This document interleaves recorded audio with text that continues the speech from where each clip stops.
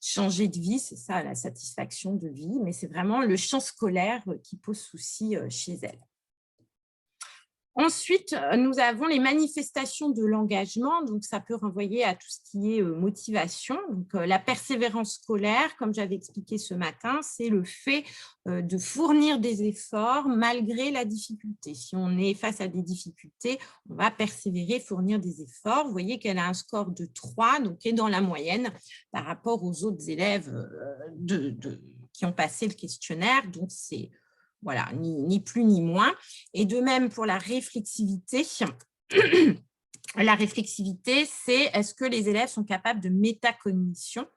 Est-ce qu'elle a conscience, connaissance de sa manière d'apprendre, des méthodologies qu'elle met en place pour apprendre? Et là aussi, elle a un score dans la moyenne. Donc, elle a une conscience comme les autres de la méthodologie qu'elle met en œuvre pour réussir à l'école. Excusez-moi. Oui. Puis-je vous poser une petite question? Bien sûr. Si on fait passer le questionnaire en début d'année, il peut y avoir une évolution durant le courant de l'année. Donc, si on refait passer un test au bout de 6 mois de suivi de l'élève, on va avoir une évolution. Est-ce que le logiciel prend l'évolution en compte ou est-ce qu'il s'arrête sur le dernier questionnaire passé par l'élève? Oui, c'est vraiment les résultats du dernier questionnaire. Donc, ça veut dire qu'après, il faut reprendre le questionnaire initial et reprendre le questionnaire final et voir s'il y a des changements. Mais on y a accès, du coup, à Oui, l'ancien? oui, tout en changeant la date. fait. Oui. Enfin, si c'est vous qui avez fait passer le premier questionnaire, parce que la plateforme, c'est une session individuelle qui est créée par vous. Donc, c'est si vous avez fait passer le questionnaire, sinon, il faudra demander au collègue qui a fait passer le questionnaire de vous transmettre les résultats. Voilà. Vous n'aurez pas accès aux résultats des autres collègues. Hein. C'est vraiment vous. Personnel. Oui, c'est ça. D'accord. Mais donc, du coup, pour une élève, il peut y avoir différents résultats de test sur sa session. Pardon? Pour un même élève, il peut Oui. donc y avoir, le logiciel garde en mémoire les différents questionnaires. D'accord. Oui, c'est ça. Merci. Alors, j'ai une autre question ou remarque. Il est déconcertant que les scores élevés correspondent à un résultat faible. Alors oui, on l'a tourné comme ça, puisqu'on s'est dit, mais on pourrait le tourner de l'autre manière. On s'est dit que plus le score est élevé, plus le risque de décrochage est élevé. Voilà, c'est comme ça qu'on l'a pris, mais on pourrait le faire dans l'autre sens. Dans l'autre sens. Alors, une autre remarque, un PsyEN n'a pas accès au questionnaire passé par un enseignant. Eh bien, non, puisque la session, elle est vraiment individuelle. C'est l'enseignant qui s'inscrit sur la plateforme. Vous avez fait votre inscription.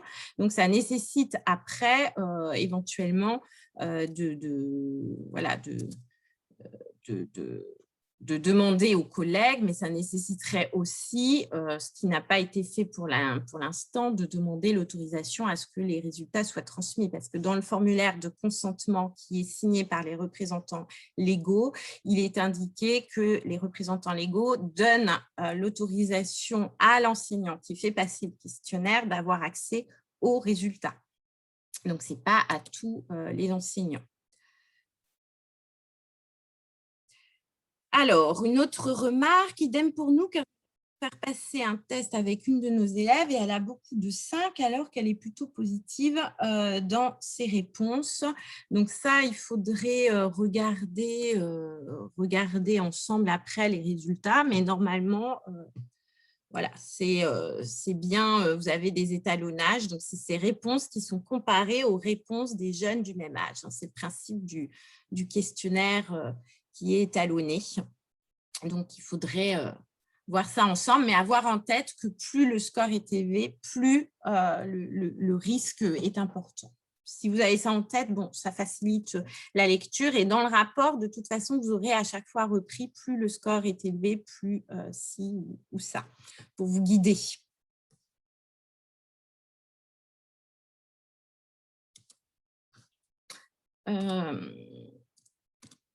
Alors, Autre dimension, donc le rapport à l'école. Je vous disais, il y a plusieurs types de rapports au savoir, rapports aux apprentissages. Donc, on a ici le rapport au savoir enthousiaste, le rapport au savoir confiant, le rapport au savoir utilitaire ou paradoxal. Donc, on voit ici que pour cette jeune fille, la dimension très élevée ressort au niveau du rapport au savoir confiant, ce qui signifie pour elle, je vous le montre ici, le score élevé indique que les élèves n'ont pas confiance dans l'école pour les faire apprendre, pour progresser. Et elle, ce qui ressort, c'est qu'elle a le sentiment que l'école ne l'aide pas à progresser, elle n'a pas confiance en l'école, et ce qui rejoint déjà ce qu'elle avait dit par rapport aux relations avec les adultes. Par ailleurs, donc, on a le rapport enthousiaste. Le score élevé signifie que les élèves ne pensent pas que le savoir est un moteur pour le développement de soi. Ici, elle a un score dans la moyenne, donc ce n'est pas le cas. Le rapport au savoir utilitaire, c'est le score élevé indique que les élèves pensent que le savoir sert à la concrétisation de projets scolaires ou professionnels, obtenir un diplôme, le métier qu'on vise. Elle, c'est dans la moyenne. Et le rapport au savoir, ce qu'on appelle paradoxal, c'est quand il y a un score élevé, ça indique que les élèves pensent que le savoir est conçu comme un moyen d'adaptation, que l'école est utile pour évoluer dans la société. Donc, elle a un score dans la moyenne aussi. Donc, elle, c'est vraiment la confiance dans l'école pour la faire progresser. Ensuite, on a l'importance de l'évaluation où elle obtient un score élevé. Ceux qui ont un score élevé entretiennent ce qu'on appelle une relation instrumentale à l'évaluation, c'est-à-dire qu'ils vont viser les très bonnes notes. Ils vont travailler pour obtenir des bonnes notes. Et elle, c'est son cas, c'est-à-dire que les évaluations sont importantes pour elle et elle vise les bonnes notes. Et ensuite, on a ce qu'on appelle l'évaluation perçue comme sanctionnante ou comme formative. Elle obtient un score élevé dans les deux, ce qui veut dire qu'elle a le sentiment que les évaluations servent surtout à classer les élèves entre eux, à les sanctionner et moins à faire le point sur les progrès, sur ce qu'elle sait. Donc, elle voit vraiment plus l'évaluation comme un moyen de sanctionner, plus que comme un moyen de progresser. Ensuite, on a les rapports aux normes scolaires. Alors, je vois des messages dans le chat, mais je regarderai après. Rapport aux normes scolaires, donc est-ce qu'elle adhère aux normes, entre guillemets, aux normes scolaires, donc être ponctuelle, intervenir en classe, ne pas bavarder, être présente au cours. On voit justement que son score est à 1, donc un score très faible, ce qui signifie qu'elle adhère à ces normes-là. Donc, elle est d'accord pour l'idée d'être à l'heure, d'être présente, de participer à l'oral, de ne pas bavarder, etc. Sentiment d'injustice scolaire, score élevé à 4. Là, on rejoint d'autres dimensions sur lesquelles elle a déjà répondu.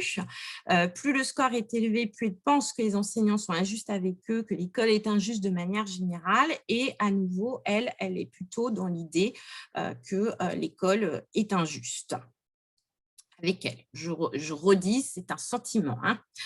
Donc, ça peut ne pas être en rapport forcément avec le côté objectif. Alors, on me dit que le téléchargement est en cours depuis 5 minutes, les résultats sont accessibles, mais le rapport ne se télécharge pas. Très bien. Bon, écoutez, je vous remercie de me donner cette information.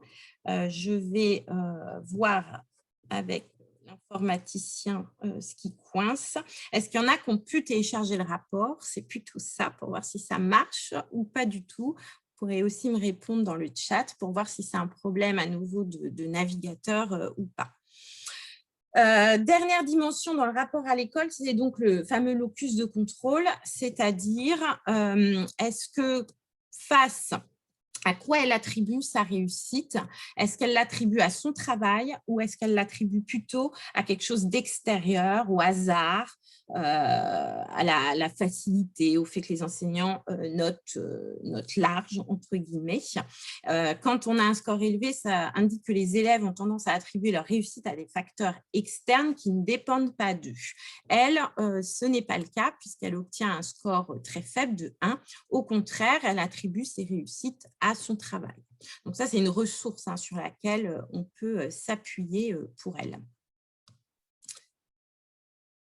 Alors, certains ont pu télécharger le rapport. Donc, à nouveau, peut-être que la difficulté, est-ce que vous avez bien cliqué pour la session individuelle quand vous êtes sur votre interface? Vous savez, vous avez 2 moyens. Soit la session individuelle à droite, vous avez résultats individuels et rapports, soit ensuite imprimer le rapport. Mais là, c'est quand vous faites une passation par classe. Donc, à voir si vous avez bien fait au niveau individuel. Donc, certains ont réussi. A priori. Donc, peut-être sinon essayer avec un autre navigateur. Autre dimension, ce sont donc les aspects émotionnels. On sait que les émotions jouent beaucoup dans les apprentissages. Plus les émotions vont être négatives et plus ça va jouer au niveau des apprentissages. Et donc, dans son cas, on a déjà les sentiments autour des évaluations. Donc ici, un score élevé indique que les élèves sont plutôt détachés de l'évaluation. Or, elle a un score faible, elle est plutôt sensible aux évaluations. Elle éprouve notamment de la nervosité, de la culpabilité quand elle n'obtient pas les résultats escomptés et même de la peur. Donc, il y a une certaine pression par rapport aux évaluations. Ce qui va rejoindre la dimension d'après, qui est le burn-out scolaire, la pression scolaire ressentie, où elle obtient une note de 4. Plus le score est élevé, plus le risque de burn-out scolaire est élevé. Donc, c'est une notion qui existe au niveau scientifique, qui a été observée chez plusieurs élèves, c'est-à-dire qu'elle ressent beaucoup de pression et cette pression dépasse ses ressources. Donc, c'est son cas. C'est une jeune fille qui semble se mettre beaucoup de pression par rapport au scolaire et qui, du coup, peut se sentir… voilà, on a vu que l'estime de soi était au niveau scolaire plutôt faible, qu'elle peut avoir l'impression de ne pas avoir les résultats escomptés par rapport à ce qu'elle fournit. Et ce qui rejoint donc les émotions, négatives et positives, puisque les émotions négatives, là, elle obtient un score de 5. Donc, à nouveau, vous avez le descriptif dans le rapport, ce qui vous permet de suivre les résultats, puisque certains avaient du mal sur le 1 versus 5. Donc, ici, émotions négatives, quand le score est élevé, ça veut dire que les élèves ressentent des émotions négatives plus fortement que les autres. Et elle, c'est son cas. Elle éprouve plus d'émotions négatives, donc c'est de la peur, de la tristesse, de la culpabilité quand elle pense à l'école. Et les émotions positives, à nouveau, quand le score est élevé, c'est qu'elles sont faibles. Plus le score va être élevé, plus ça veut dire que l'élève ressent des émotions, peu d'émotions positives. Et elle, c'est son cas. Elle a vraiment très peu d'émotions positives en pensant à l'école. Donc, ça rejoint. Très bien. Alors, vous ne pouvez télécharger le rapport. Donc, je vais voir par la suite, je finis ça, puis je vais regarder si ça fonctionne de mon côté.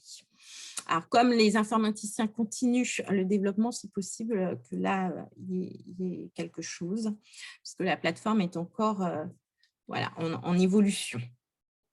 Ensuite, donc, on passe aux relations avec les autres élèves.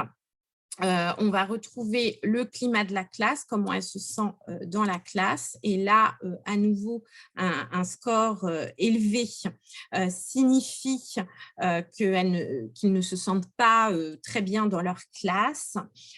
Et c'est son cas, elle ne se sent pas à l'aise dans sa classe, qui rejoint à nouveau les autres éléments qu'on a déjà vus dans le climat scolaire de manière générale, ce qu'on avait vu aussi par rapport au groupe. Des relations avec les autres élèves, elle a un score élevé sur cette dimension-là. Plus le score est élevé, plus ils se sentent isolés, seuls, voire rejetés